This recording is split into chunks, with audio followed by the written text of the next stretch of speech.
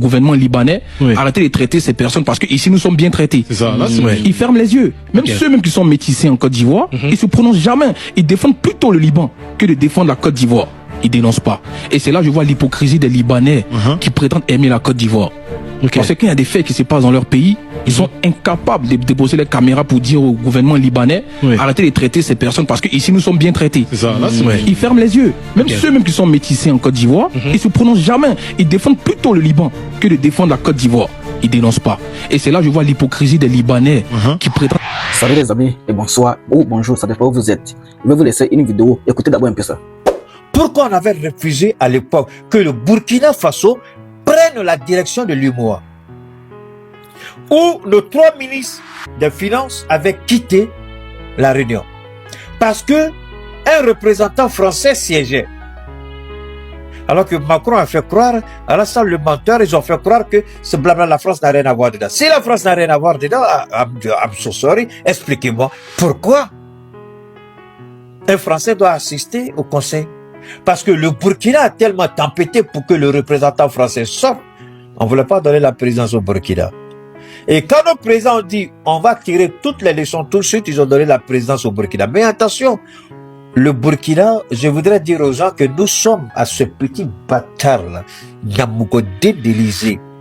Je voudrais leur dire que nous sommes à un niveau beaucoup plus élevé. Quand le Burkina devait prendre la présidence de l'UMOA, ils n'ont pas compris quelque chose. Il y a une action que le Mali avait tentée à l'époque contre l'UMOA. Pour avoir...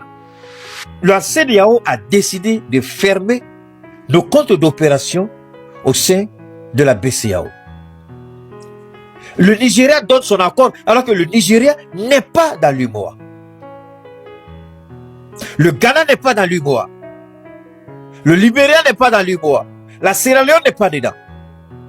Donc des pays qui ne sont pas membres de l'UMOA ordonnent que nos comptes d'opération soient bloqués au sein de la Banque centrale des États de l'Afrique de l'Ouest, c'est-à-dire la BCEAO.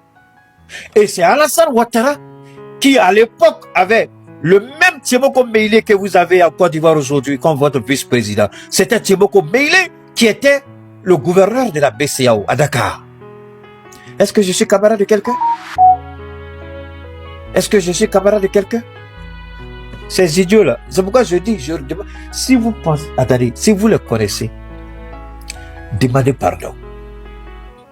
S'ils sont garçons, je vais avoir ce débat. S'ils ont quelque chose dans la tête, c'est au pied du but qu'on voit le vrai maçon, qu'ils viennent se frotter à moi. Je finis avec ces gens-là. Je jure au nom de Dieu, ils ne pourront même pas mettre le nez au dehors, tellement ils seront humiliés. Vous ne savez rien. Écoutez-moi quand je parle. C'est Tiemoko Meïlé qui était le gouverneur de la BCEAO. Et Alassane Ouattara a pris une décision. Quoi? On nous dit de donner des preuves, c'est pas ça? Est-ce qu'ils savent ce que c'est qu'une preuve? Alassane Ouattara a ordonné qu'on bloque nos comptes d'opération, alors que légalement ce n'est pas possible. Mais c'est une preuve de déstabilisation. De quelle preuve il nous parle? Quand vous voulez asphyxier un pays, n'est-ce pas la déstabilisation? Est-ce que je suis camarade de quelqu'un? Je suis le baobab de Dieu, s'il vous plaît. Je suis une source intarissable. Vous voulez des preuves? Je vous dis, ne me poussez pas. Si je parle là, vous allez avoir honte. La petite fille a dit que le journaliste a sa gueule, on dirait porc là. Elle n'a qu'à m'écouter. Envoyez-lui ma vidéo, elle n'a qu'à écouter. Envoyez ma vidéo à la RTI. Envoyez ma vidéo à la primature. Envoyez ma vidéo à la présidence. À tous les idiots de ministre de Ouattara. Qu'ils m'écoutent. Parce que je suis leur maître. Le maître de la parole. S'il y a quelqu'un qui pense qu'il connaît en Côte d'Ivoire, je prie Allah qu'il sorte et puis on parle. Tiemoko Meïlé, votre vice-président, c'est lui qui a bloqué nos comptes d'opération. Premier point. Quand le Burkina a pris la tête de l'UMOA, le Mali avait un dossier qui était bloqué. Parce qu'on a voulu attaquer les présidents. On voulait attaquer au moins la BCEAO en justice. Ils ont bloqué le dossier. Le dossier n'a jamais avancé. Jamais. Et quand le Burkina a pris la tête de l'UMOA, que s'est-il passé? Le Burkina a fait évoluer le dossier tout de suite. On allait au procès et le Mali a gagné le procès. Et la Cour de justice de l'UMOA dit que toutes les décisions qui ont été prises contre le Mali étaient des décisions illégales, infondées. Donc que le Mali rentre dans tous ses droits. Maintenant, il appartiendra au Mali de demander des dédommagements à la BCEAO. Ne revient pas de mes oreilles, moi aussi. Merci beaucoup les amis. Avant de continuer, assure-toi que tu t'es abonné, tu partages et tu reviens regarder. Abonnez-vous parce que chaque jour, je vous donne une information, une nouvelle que vous ne trouverez pas ailleurs. Ici, je simplifie ce qu'on vous raconte en grand titre.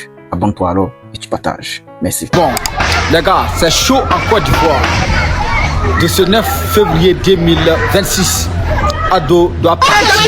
Sinon, les Ivoiriens seront remplacés par les peaux blancs. Frères et sœurs, écoutons les détails et je vous invite à partager maintenant.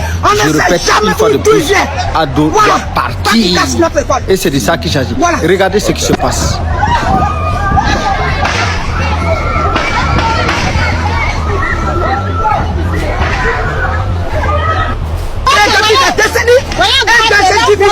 C'est là et il vient pour casser l'école. Et c'est un individu qui va l'école à un Libanais. On ne sait jamais d'où il vient. Voilà, pas qu'il casse notre école. Voilà. Okay. Parce que c'est la première école de ce village et de tous les villages ébriés que nous connaissons. Les populations d'Abobo Baoulé se sont levées comme une seule personne ce mercredi 30 mars 2016 pour dire non à la destruction de l'école primaire Sagro-Pierre 4 située à l'entrée de la belle cité. En effet, le terrain qu'il abrite depuis des décennies a été vendu selon les témoignages par un villageois à un Libanais. Ils sont donc tous venus, enfants, jeunes, vieillards, faire barrage au bulldozer qui avait déjà commencé le massacre.